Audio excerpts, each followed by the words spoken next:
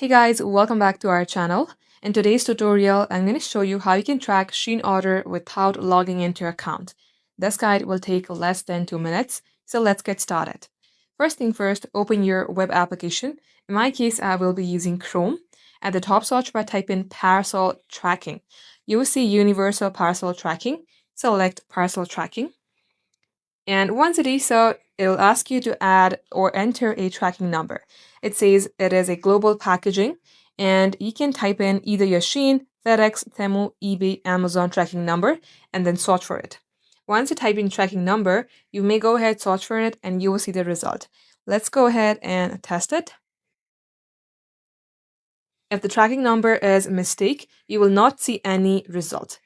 But if it's a genuine, let's say from Shein, you may go ahead, do that, enter it, and you will see the tracking if it's had been shipped, processed, or simply unpaid. And this is how you can see it. Thank you all for watching. If it had helped you in any ways, hit like and subscribe to Techmates for more daily tutorials. If you want a guaranteed answer to your question, join our Techmates membership today. Members get priority responses to their comments and questions. The link is right down below.